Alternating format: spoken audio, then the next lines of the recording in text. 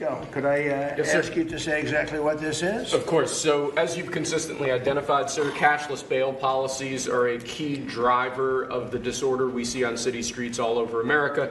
Catch and release system allows criminals to keep going back out onto the street and reoffending. What this executive order does, it charges your attorney general with identifying jurisdictions all over the country that have cashless bail policies, and then it withholds or revokes federal funds and grants that are flowing to those jurisdictions to ensure that we're only supporting the people who have reasonable common sense policies around crime. So what area does it cover? Potentially anywhere that has a cashless bail policy. So some of the largest cities, some of the most left-wing states in America Almost have adopted. all of them, right? Illinois would be a great example of that, sir. Oh, they have a great cashless bail. You don't even have to go to court sometimes. No, Illinois, I love that state. It's a great state, but it's run so badly by Pritzker. They threw him out of the family business and he becomes governor. Now he wants to run for president. I don't think that's going to happen. Okay, we'll sign right here, right? Sir. So important. And this isn't Republican, Democrat. This is, and by the way, most Democrats agree with us. But this is just, we got to bring our country back. Okay? President Trump ending cashless bail. That happened today at the White House. You're watching Spin Room. Good to have you here with us. I'm Vanessa Broussard. Cashless bail is a system where people who are arrested don't have to pay money up front to be released from jail while waiting for their trial. Critics say it may let dangerous offenders back into the community too easily. And some also believe that judges lose discretion or that rules are applied unevenly. President Trump just mentioned Illinois as being one of the states using cashless bail. You just heard that. Well, in Illinois, judges must release defendants unless prosecutors can show that they pose a danger to the community or if they are a flight risk. The judge can order detention in Illinois, but it's based only on safety and flight risk, not ability to pay.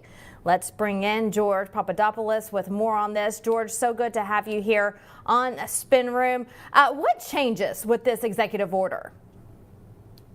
Yeah, thanks a lot for having me, Vanessa. Look, I'm from Chicago. It's my hometown, and I currently live in Los Angeles. So very blue cities run atrociously by Democrats. And these were once great cities, great American cities that basically revitalized American industries, from the railways to meat packing to Hollywood.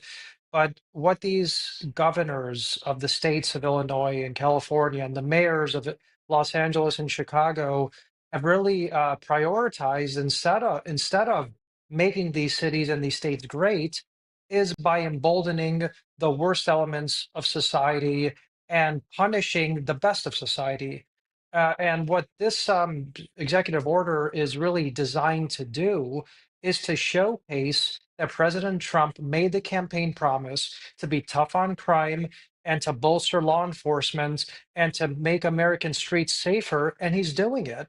We've already seen a lot of results in Washington, D.C., where you haven't had murders for the first time in almost decades this past week, based on the federal agents and the federal troops and the draconian measures that the president and his team are taking to stop the crime and the homelessness epidemic in that city.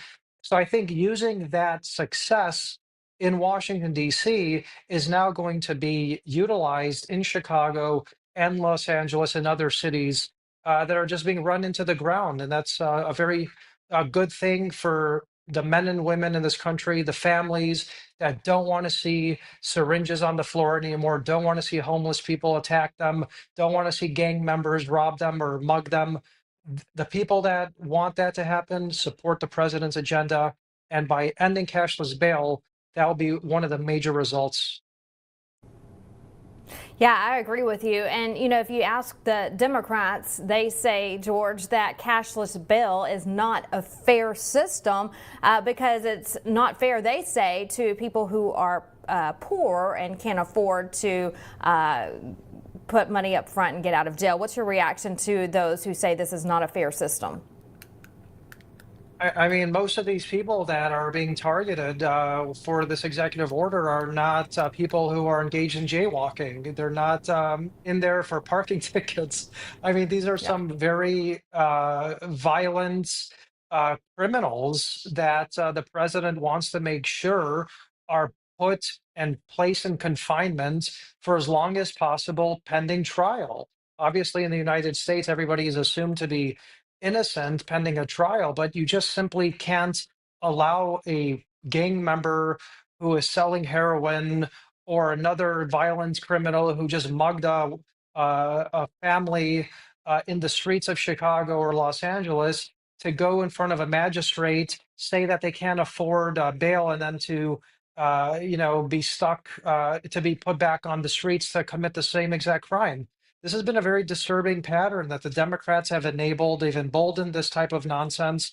This war on the police, the defund the police movement, all goes hand in hand with the violence epidemic in these blue cities and these blue states. So the president has had enough. He wants to have a common sense approach to crime. And this is just another example of the president's common sense approach to combating crime, homelessness, violence in America. And it's also why the president's approval rating is at a historic high. You're absolutely right. And I like how you mentioned that in the United States, of course, you are innocent unless proven guilty. But a lot of these people who go before a judge have a lot of priors. They are gang members. They have a laundry list full of past crimes that are very violent: murders, assault, rape. And so in my younger years, George, as a court reporter, I would go in on days, we call them docket days, usually on a Monday. That's when dockets are called. And I would sit there surprised every week to see these repeat offenders getting a slap on the hand and not being thrown into jail, but put back on the street as a probation. So we're going to put you on probation. And so what that means in my eyes, again, as a young reporter, was they're going to go out and do the same thing over and over again. And they did. And a couple of months later, they were back in front of the judge again. So we have to find this balance between fairness and public safety. And I think President Trump is trying to do that with this new executive order. Don't you agree? Yeah, I mean, the definition of insanity is actually doing the same thing and expecting a different result. You have to try something different here because what the Democrats have normalized and the type of DAs and prosecutors that they have in their cities and states are not working. The everyday American family is being terrorized. Um, and there had to be a solution, and the president had to take this on because clearly the Democrats weren't going to do it.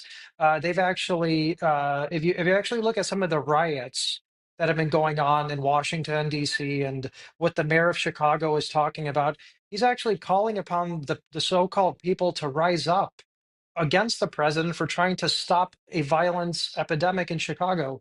And you know, the saddest part of this whole situation really is that it's mostly disenfranchised people and minorities that are being terrorized the most in these blue cities and blue states by a violence epidemic. So when you have the mayor, Brandon Johnson, in Chicago, saying that you have to rise up against the tyrant Trump for trying to stop crime, I think the people should actually really look themselves in the mirror and ask themselves if Brandon Johnson is the type of leader that they want representing them. I don't think they do, and that's why his approval rating is around 7% right now. But unfortunately, the people of Chicago are now held hostage by those failed policies, and the president is going to have to bring in some federal troops and agents to clear things up and to help save that city. You're absolutely right. We're seeing a huge increase in security in D.C. that has helped the city with no murders since the feds take over and our military moved in.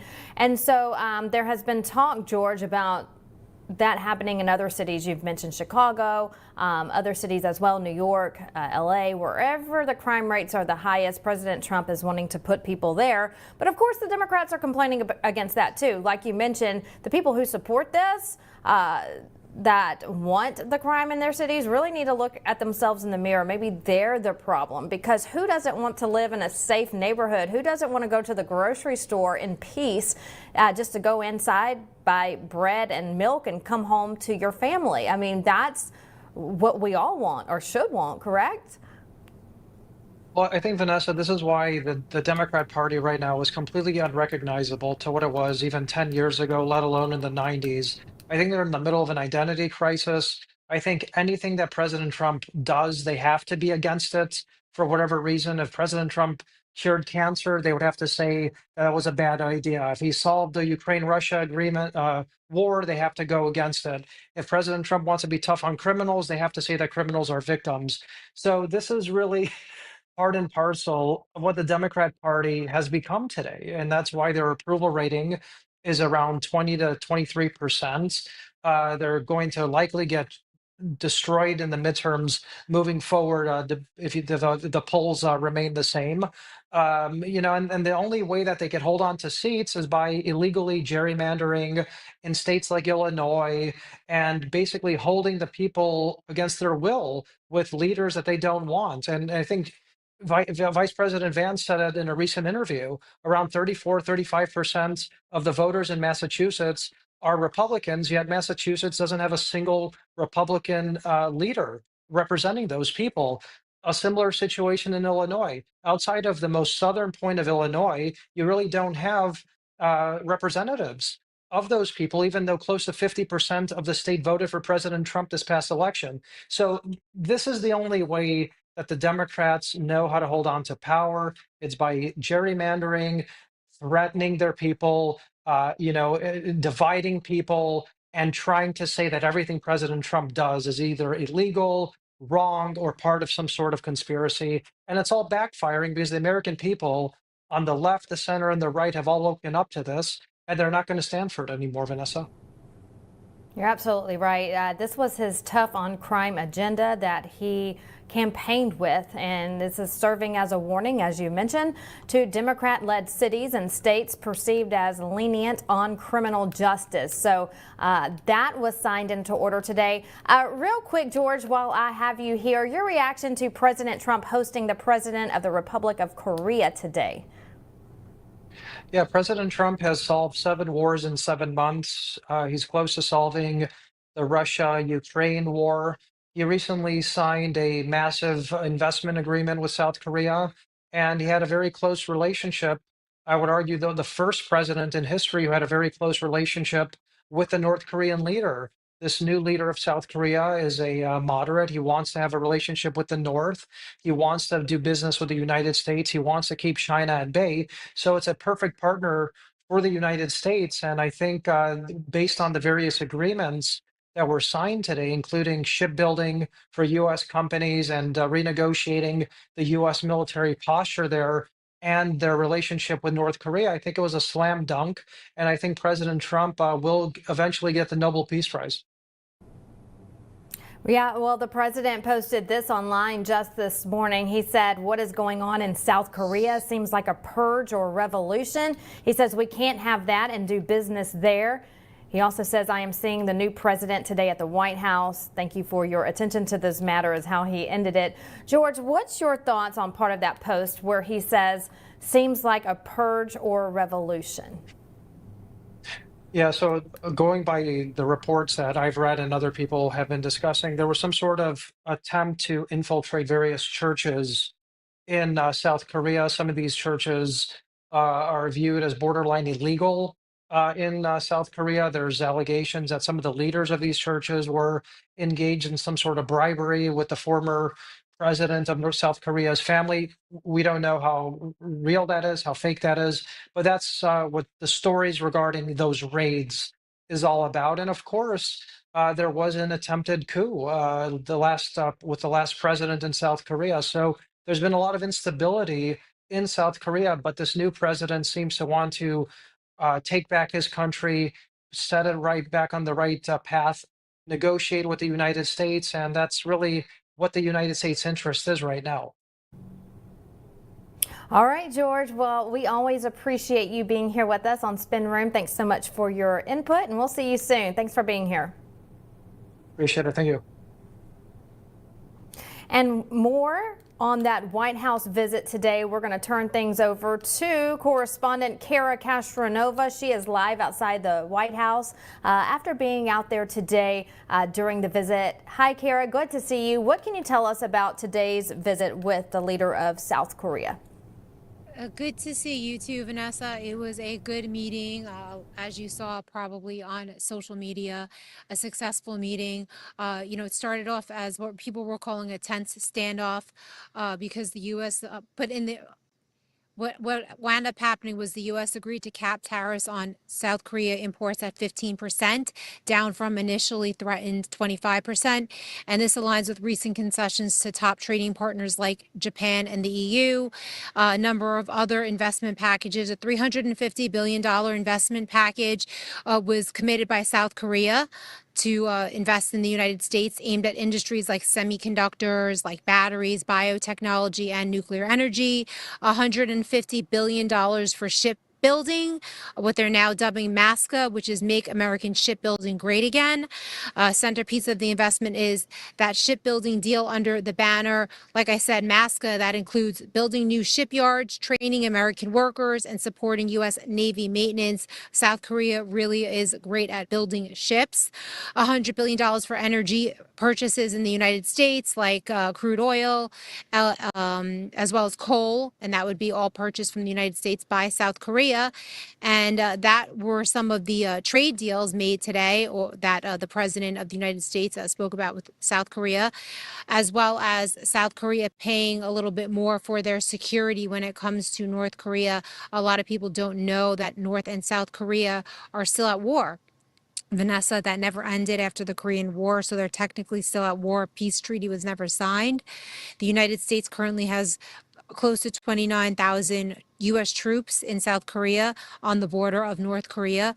Obviously, it's mutually beneficial because it's a way for the United States sort of to have a presence there with the threat of nuclear North Korea and also China. So to have that presence there in Asia is important, but at the same time, paying way more than South Korea is for these troops to be there. So the president is asking that South Korea pay more for these American troops to be there protecting South Korea, Vanessa. Yeah, and it seemed like a really good visit today. I saw some foreign press there from South Korea. President Trump very cordial and nice to them, greeting them and welcoming them to the White House. Any talks on nukes? There were talks on nukes and a lot of talks. And first and foremost, there was a soundbite, obviously, that stood out, sort of is making the rounds on social media, where the president of South Korea basically acknowledges that had President Trump been in office during the time that Biden was, then North Korea certainly would not have made they've tremendously been able to expand their nuclear program. And he basically said if President Trump was in office, that never would have happened. Please take a listen today from this exchange between the presidents in the Oval Office. Mr. President, you mentioned about Chairman Kim, and thanks to your efforts when you were in office during your first term, the situation on the Korean Peninsula was stable. But during the hiatus where you were out of office, North Korea developed further its nuclear and missile capabilities, and that led to a deterioration on the situation of the Korean Peninsula. And they wouldn't have done that. They would not have done that if I were president. That was not going to happen. 대통령이 당선되었다면 그런 일이 일어나지 않았을 것입니다. 전적으로 공감합니다. I completely agree with you. The things we're trying to do with Russia and with China is denuclearization. And it's very important. One of the things I discussed with President Putin the other day, it wasn't just that, it was also other things. And I think the denuclearization is it's a big aim, but Russia's willing to do it, and I think China's going to be willing to do it too. We can't let nuclear weapons proliferate. We have to stop nuclear weapons. The power is too great. So that was earlier today in the Oval Office. The president of South Korea, Lee Jae-myung, left about 30 minutes ago. So we witnessed him leaving down the driveway after he had a lunch with the president, a private lunch where there was no media there. In other news, crime in DC is down, Vanessa, and that is something that the president did talk about today in the Oval Office. If you guys just want to pull up that first, that X post that was reshared by Carolyn Levitt. I don't know if we have that one actually, so let's. Oh, we do. Okay, so then Caroline Levitt sharing this information today that the president since he began enforcing law and order in Washington, D.C., violent crime is down 32%, carjacking is down 86%, homicides down 60%, robberies 47, assaults with dangerous weapons are down 18%, property crime is down 16%, and there have been 0 murders. So this was shared today by Carolyn Levitt on the Rapid Response website. Reshared that as well. That's big news. And the president as well had a lot to say, touting the accomplishments of the administration when it comes to crime. Please take a listen to President Trump today in the Oval Office. We had all of these things, 439 illegal alien criminals have been removed, and we have 6 known gang members, some of the worst leaders of gangs anywhere in the country, MS-13 and Tren de Aragua. We have 2 missing children that have been recovered. They thought they were gone. We brought them back to the family. The family started crying. They couldn't believe that they saw their child again. 49 homeless encampments have been removed. Like we have the head of South Korea coming in a little while, the president, and he drives down the street. Already, his people have told me, he said, what happened? It's so clean. We always came here, it was filthy dirty with homeless and papers all over the road. That's the other thing.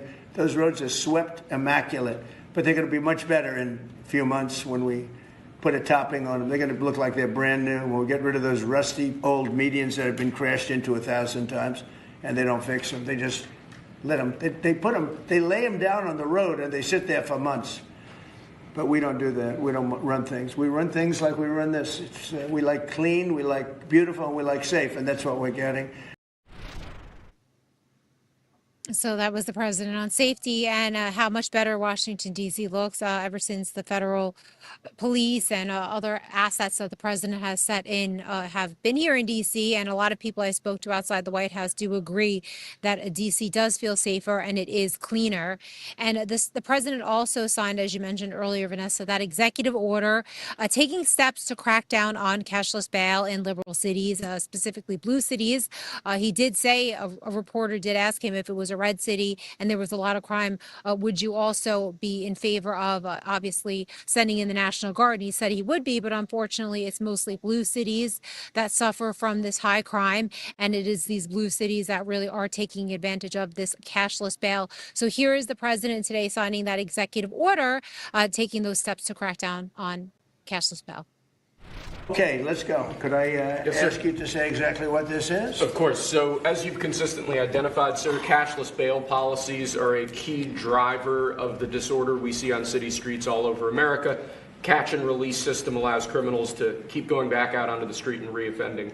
What this executive order does, it charges your attorney general with identifying jurisdictions all over the country that have cashless bail policies, and then it withholds or revokes federal funds and grants that are flowing to those jurisdictions to ensure that we're only supporting the people who have reasonable common sense policies around crime. So what area does it cover? Potentially anywhere that has a cashless bail policy. So some of the largest cities, some of the most left-wing states in America Almost have adopted. all of them, right? Illinois would be a great example of that, sir. Oh, they have a great cashless bail. You don't even have to go to court sometimes. No, Illinois, I love that state. It's a great state, but it's run so badly by Pritzker. They threw him out of the family business, and he becomes governor. Now he wants to run for president. I don't think that's going to happen. Okay, we'll sign right here, right? Sir. So important. And this isn't Republican, Democrat. This is, and by the way, most Democrats agree with us. But this is just, we got to bring our country back. Okay? So the president signed another executive order as well, Vanessa, regarding flag burning. That was an executive order that was also signed today. Besides that cashless bail EO, that order directs the Department of Justice to prosecute cases of flag desecration whenever it overlaps with crimes like disorderly conduct, incitement, or fighting words, quote unquote. The penalties for foreign nationals for flag burning can trigger they're getting their visa taken away, deportation, or denial of naturalization. There was a case, Vanessa, Texas v. Johnson in 1989 and U.S. v. Eichmann in 1990 that says that flag burning is actually protected free speech under the United States Constitution under the First Amendment. Trump's game plan is that he's not outright banning flag burning because that would be unconstitutional under the current precedent. Instead, this EO is designed to provoke new litigation and possibly push today's more conservative court to revisit and overturn that 1989 decision. Vanessa. That 1989 decision is the key there, Kara. I'm glad you brought that up because we see this, and you and I and people watching don't like it at all when we see protesters in the streets burning the American flag, but it does fall under the protection of freedoms. But what can the president do to stop this from happening? It's so disrespectful. And when you see these people come in, Kara, and they're waving other countries' flags, but yet they're stomping on and setting fire to the American flag, it goes back to the question, why are you here if we're such a terrible country, right? So I'm glad that he's addressing that. He's talked about it before. President Trump has said for years that people need to be jailed in situations like this. And so I know in the executive order or in his talk today, Kara, he did mention about a 1-year fine for jail time. So I'm glad he's protecting Old Glory. Yes, Vanessa. Obviously, on the flip side of that, a lot of people are sort of trying to understand what the ramifications of the precedent would be if another president came into power and burning flags became a crime. What could be next in terms of free speech? So that's like the flip side. I'm sure the ACLU will argue that, or constitutional lawyers might say that it is protected speech, and so holding up a rally sign that says 1776 be a call to incitement of violence. So that is the flip side, and that does have to be taken seriously from people that I've talked to, legal experts, just because the First Amendment literally is the most important. A lot of people say amendment in the Constitution. Without free speech, we have nothing, even if it's something that is egregious, that we disagree with, and is disgusting, like the burning of a flag. Sometimes you have to sort of accept other people's free speech if you want to be able to freely speak yourself. You're absolutely right. I do want to go back, Kara, real quick. While you were talking about the crime in D.C., I know that's still a hot topic. President Trump takes questions daily from the press about that. Chicago has been on the forefront. There's been rumored that that could be the next takeover city. While we were just discussing that, the White House did send out this email talking about Democrat-run Chicago and said for the last 13 years, consecutive years, that Chicago has had the most murders of any U.S. city. In 2024, Chicago's murder rate per capita was 3 times higher than Los Angeles. And so there's a whole list of all the criminal activity going there. More illegal guns are recovered in Chicago than in New York City and Los Angeles combined. So Chicago may be next on the list for President Trump to go get a handle on, and it needs to be done. Yes, Vanessa, definitely a lot of crime in Chicago, like New York and Los Angeles as well. So it should be interesting to see how everything spans out here in Washington, D.C. with the federal troops at the end of the 30-day period. What I guess the final reports say when it comes to how much crime has dropped. As I read to you earlier, there has been a significant decrease in crime in the past 2 weeks alone. So we'll see what happens in that 30 days. And I guess the president will see if he could use that as justification in going into these other liberal cities. You're absolutely right. All right, Kara, good to have you. Thanks for that report. Thank you, Vanessa. Have a good show. Thanks. Well, taking a look at the president's posts on social media, the social media king, the first on the list today is dealing with that crime in D.C. and in Chicago. The president saying this: the incompetent mayor of Chicago just stated that in D.C., where crime has been brought down to almost nothing, there have been no murders in 9 days, something which hasn't happened in years, and people are safe again. Only 9 people have been arrested. That is wrong. Hundreds of criminals have been held, captured, and arrested, and their guns have been taken away. D.C. is safe and booming, he says. No to fake news. This next one is fun, coming from the president. He says this on his Truth Social: why is it that ABC and NBC fake news, 2 of the absolute worst and most biased networks anywhere in the world, aren't paying millions of dollars a year in license fees? They should lose their licenses for their unfair coverage of Republicans and/or conservatives, but at a minimum, they should pay up big for having the privilege of using the most valuable airways anywhere at any time. Crooked journalism should not be rewarded. It should be terminated. I will read that last line again because I love it that much. It says, crooked journalism should not be rewarded. It should be terminated. And I think that is my new favorite slogan. He also posted this: despite a very high popularity and, according to many, among the greatest 8 months in presidential history, ABC and NBC fake news, 2 of the worst and most biased networks in history, give me 97% bad stories. If that is the case, they are simply an arm of the Democrat Party and should, according to many, have their licenses revoked by the FCC. I would be totally in favor of that because they are so biased and untruthful, an actual threat to our democracy. MAGA, he says. And fake news is, in fact, a threat to our democracy in fake news. And again, I've mentioned it before and I'll say it again. I'll be happy to help lead up that campaign. Now to new information on Abrigo Garcia. He's being deported to Uganda after pleading not guilty to federal charges on violating immigration law. We've been following this story for months. Court records show he entered the country years ago on a temporary visa, but he overstayed. It's been a long battle, as you know, with Democrats falling in love with this man who they want to keep here in the U.S., even though he's here illegally. Remember, some members of Congress even flew to El Salvador to visit him in prison. Well, here's President Trump's reaction today. Take a listen. Thank you, Mr. President. Today, MS-13 gangbanger and human trafficker Kilmar Abrego Garcia turned himself into ICE in Baltimore. Do you have any comment on this? And why are the Democrats so emotionally attached to this man who beats his wife and is part of a terrorist organization? Because they think he's going to be good for votes, and I think he's very bad for votes. These people are deranged. He's not good for votes.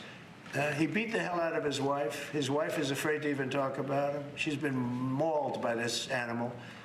And, through a system of liberal courts, he's doing things. But, no, we have that under control. And Pam has got that very much under control. Do you want to comment on it, Pam? No, we've got him under control. He will no longer terrorize our country. He's currently charged with human smuggling, including children. The guy needs to be in prison. He doesn't need to be on the streets like all these liberals want him to be.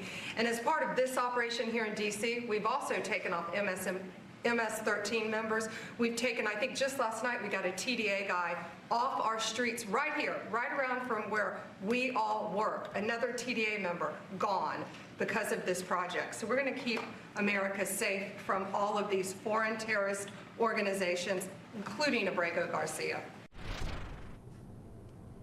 Removal proceedings began this morning to deport him yet again.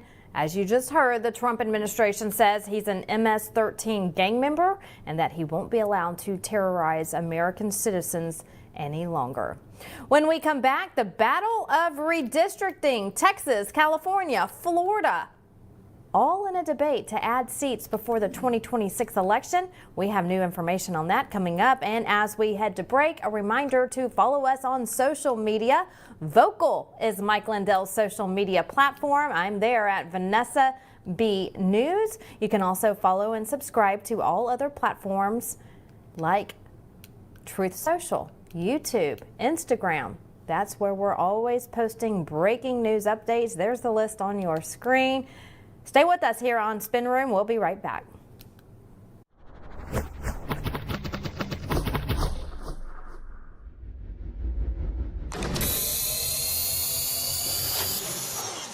Welcome to Vocal, the free speech social app that gives you a platform to amplify your voice. Speak freely, connect boldly, and be part of a growing movement for truth, faith, and freedom. Want to know what's happening right now? The Now Playing feature shows you exactly who's live and what's streaming in real time. Check out the show's feed, a non-stop lineup including Lindell TV News 24/7, shows and on-demand programming all in one place. Connect with your favorite host and never miss a show. Explore the featured page for quick access to Lindell TV's top shows. Follow your favorites and watch their newest content flow right into your feed. And when they go live on Vocal, you can join the live chat and be part of the action. Ask questions, share your thoughts, even help shape future shows. Stay informed on issues around securing our elections by following your state's Cause of America account. Join a group and connect on a deeper level, from faith and freedom to the future of our nation. Go to vocal.com or download the app today and be a part of the mission to save our country.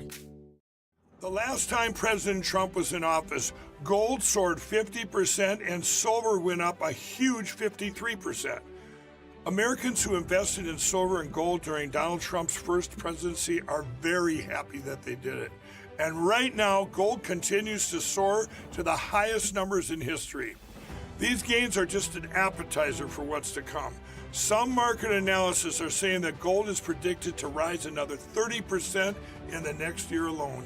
So now's the time to invest in gold and silver, and that's why I partnered with Fisher Liberty Gold. Fisher Liberty Gold is a conservative-owned and operated precious metals investment company. They even helped my good friend President Trump get elected through their contributions to Turning Point USA and other conservative groups. I have dedicated my life to ensuring that people get the best sleep ever. And in addition to owning a MyPillow, I can now sleep well at night knowing that you can all protect your savings with precious metals with Fisher Liberty Gold. With Fisher Liberty Gold, you can sleep well knowing that your retirement is secure. And if you call now, you're going to receive your very own presidential gold guide and qualify for up to $20,000 in free silver. But wait, there's more. Call now or text metals to 26786 to receive your presidential gold guide from Fisher Liberty. And for a limited time, I will send you a free MyPillow for qualified accounts. This presidential gold guide from Fisher Liberty will tell you exactly why you need to own gold even while Donald Trump is president. And just by calling in, you get a free MyPillow for a limited time for qualified accounts, and up to $20,000 in free silver. So don't wait. Call 1-888-4GOLD-19 or text metals to 26786 today. That's 1-888-4GOLD-19 or text metals to 26786 today to receive your free MyPillow and up to $20,000 in free silver.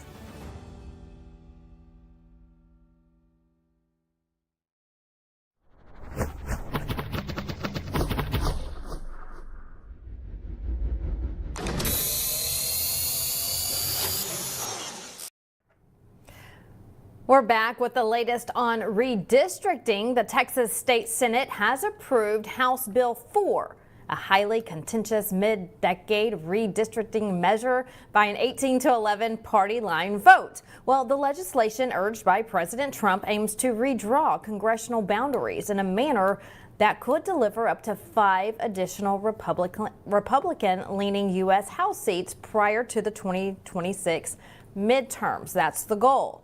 Well, Democrats, as you remember, tried to delay the vote through a prolonged filibuster, but their effort was abruptly ended by procedural maneuvering from Republicans. Well, Representative Katrina Pearson, she had it, and she let the Democrats have it as well on the House floor.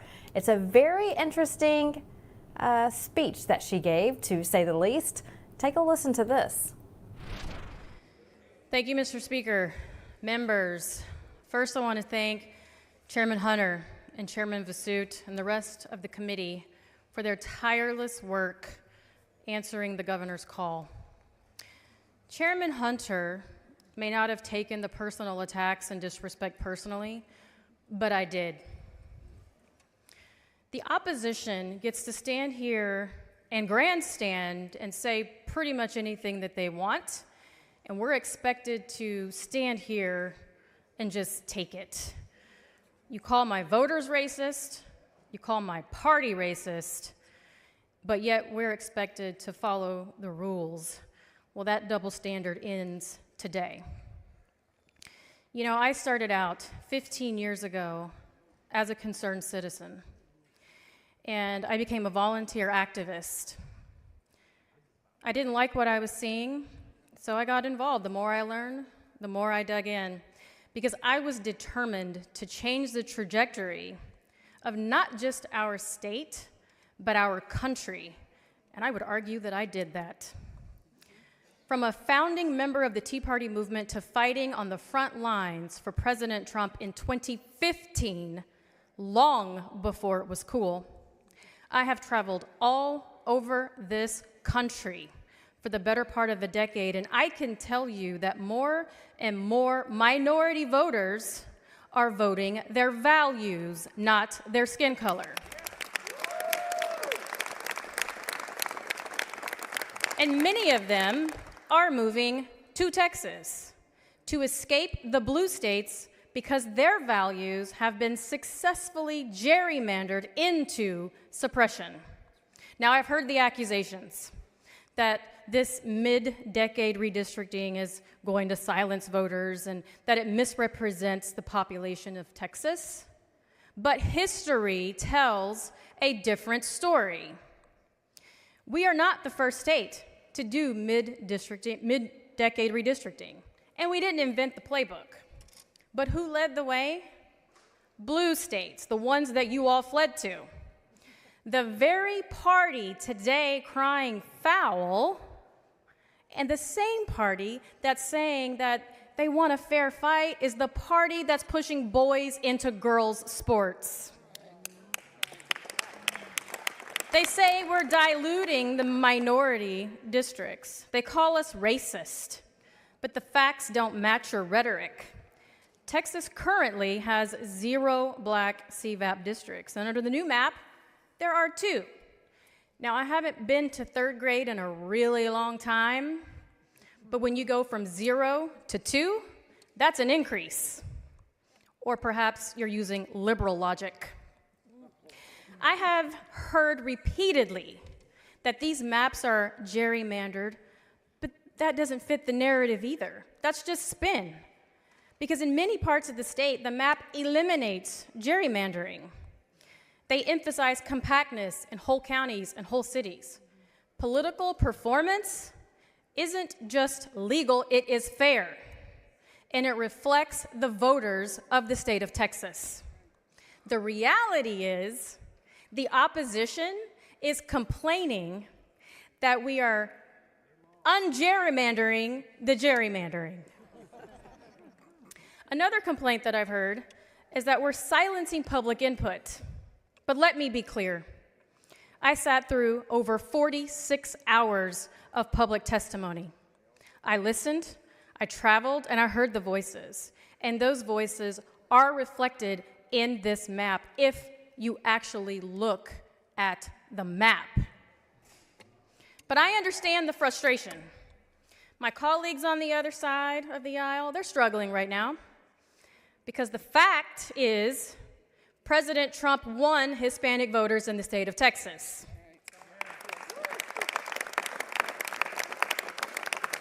I get it. You don't like that. And to address my colleague earlier who asked the chairman if he knew that blacks fled during slavery, well, they did, and they fled to Republican states. Another fact, in 2024, Democrat lost. President Trump won big. So you're upset, and I get it. You're losing at the ballot box, but you will not silence the majority in the state of Texas. You can throw your tantrum, you can leave, you can run, and you can ignore the will of the rest of the voters. But it's honestly time to pick a new narrative. The racist rhetoric is old. It is seriously stale and long overplayed. Newsflash. Democrats do not own minorities in Texas. The South lost. There are Black and Hispanic and Asian Republicans right here in this chamber who were all elected just like you. Republicans are the majority. So it's not the people of Texas who are racist, it is you. All of these speeches on victimization and this toxic white guilt that I've had to suffer through my entire life, I'm sick of it. The people of Texas have spoken. We have the majority.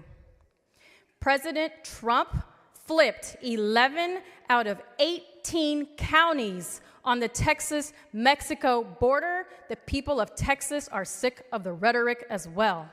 He doubled his support from 2020, so political performance is the driver. You lost. Get over it. I urge my colleagues to vote in favor of HB 4. Removing gerrymandering is the right thing to do. Increasing minority representation is the right thing to do, and it more accurately reflects the values of Texans. This is long overdue, and we owe it to the people of Texas. Thank you, Mr. Speaker. What a speech. And they did pass it. Again, the House and the Senate. The bill now heads to the governor's office to sign into law. Meanwhile, Florida Governor Ron DeSantis considering the same in his state, slamming Democrat states like California, where Gavin Newsom is threatening a special session to redistrict his state, countering Texas. Here's more from Governor DeSantis. Take a listen. The state has grown by many millions of people. And so if you look at this, and I would say you pointed out how there's 0 Republicans in those blue states, but I would say that that doesn't even do justice, because if you look at a state like Florida, we're a red state with a few blue dots, right? And so if you do fair maps, Republicans are going to do much better. Democrats have to take the cities and break them up and put those districts into more red areas so that they're able to be competitive. And that's what they did in Illinois. They take all these voters in Chicago and they draw districts stretching out all across the state. So Florida has gone very red during my tenure as governor. Our population has grown, and we have every right to be able to do new districts. Now, we don't have our primaries aren't even till they're more than a year away. So this will probably be something that we'll work with the legislature on in the spring. And be able to deliver, I think, really strong maps. Well, Obama and Holder gerrymandered brutally across the country in this decade's census. They actually even got into Florida, and I had to veto the legislature's map, and I ended up proposing one which was a much fairer map and much better. California is gerrymandered. They have a commission, but that's a ruse. They have Democrats on the commission, liberal independents, and liberal Republicans. And so their map now is gerrymandered, and Gavin wants to do it even more. There you have it. Now that is Florida. Vice President J.D. Vance also chiming in. Here's what he had to say. President Trump's agenda is so popular.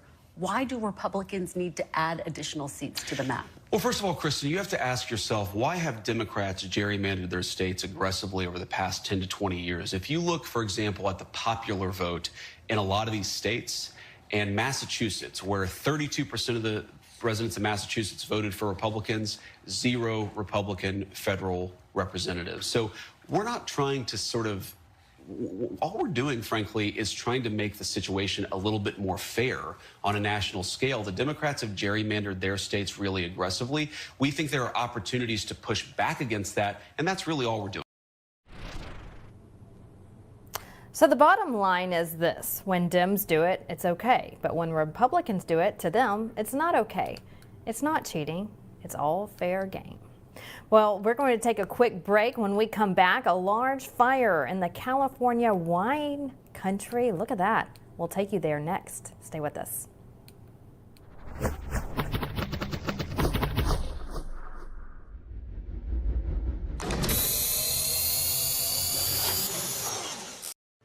With everybody talking about making America healthy again, I thought today'd be a great day to talk to all my fellow patriots about the importance of making your homes healthy again. Well, we have proudly partnered with airwaterhealing.com and their revolutionary whole home air purification system. The V3 from Air Water Healing does 3,000 square feet of purification. It eliminates dust, mold, viruses, and odors. But here's the part I love. They require no filters to ever be changed and virtually no maintenance. Whether you suffer from asthma, allergies, seasonal bronchitis, or just want to protect your family from the flu or even greater threats, don't wait to get your V3 from airwaterhealing.com today. Use code Lindell for 20% off in savings and free shipping. That's promo code Lindell at airwaterhealing.com. To celebrate our newest launch, Rev 7, I'm bringing you an amazing introductory offer, plus an exclusive overstock sale that you're not going to want to miss. Rev 7 is our premium energy drink that tastes great and gives you energy all day with no jitters and no crashes. That's because there's no sugar and no caffeine. I'm so sure you're going to love Rev 7 that for a limited time you can try our 3-pack absolutely free. Or check out our Percale bed sheets. I can't believe I'm even going to say this. Every color, every style, every size, only $29.88.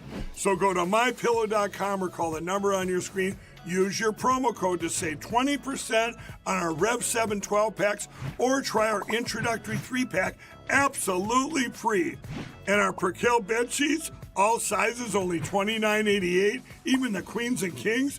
Inventory is extremely limited, so order now.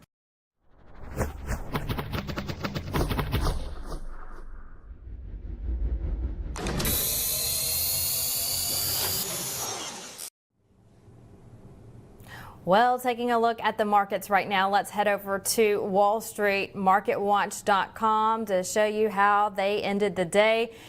A great way to end the week last week, but today not so great. The Dow closing the day at 349 points down, S&P 500 down 27 points, the Nasdaq down 47 points, and that again is how Wall Street closed out the day. Heading to California now, Northern California, firefighters are battling a fast-moving wildfire that has erupted in the state's famed wine country.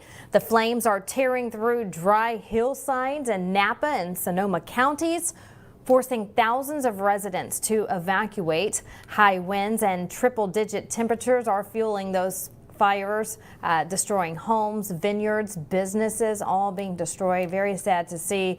Containment remains very low at this hour. Power outages are affecting tens of thousands of customers all across that region.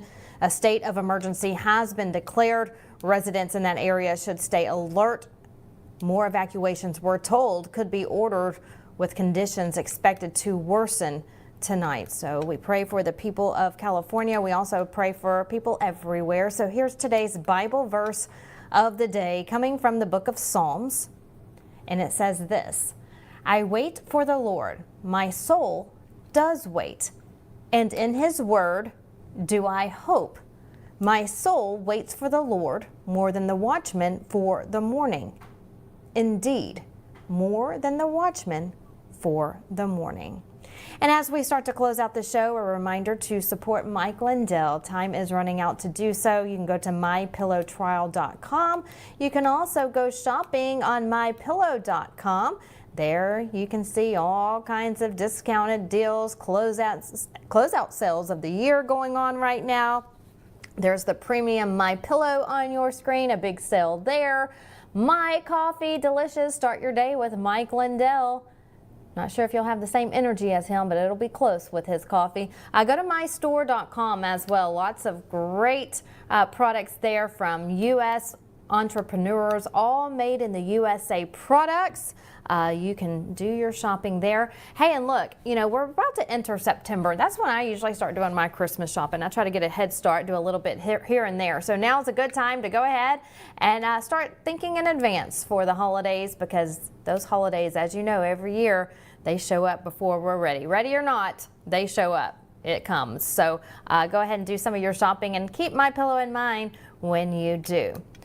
And also, don't forget, you can send all story ideas to us here at Lindell TV. You can send breaking news in your hometown, your state, any guest ideas. news@lindelltv.com. This is a new tips line that we just started. We've already received lots of news from our viewers, so thank you for sending those in. Breaking news.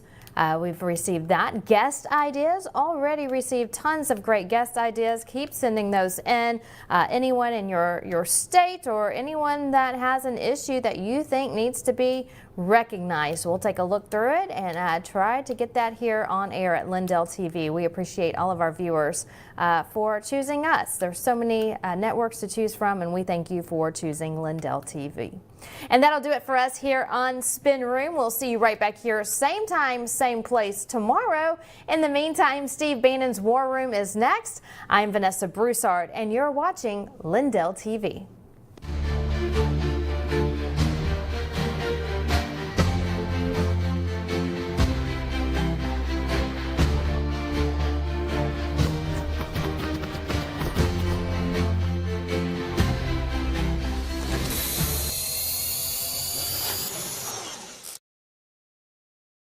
To celebrate our newest launch, Rev 7, I'm bringing you an amazing introductory offer, plus an exclusive overstock sale that you're not going to want to miss.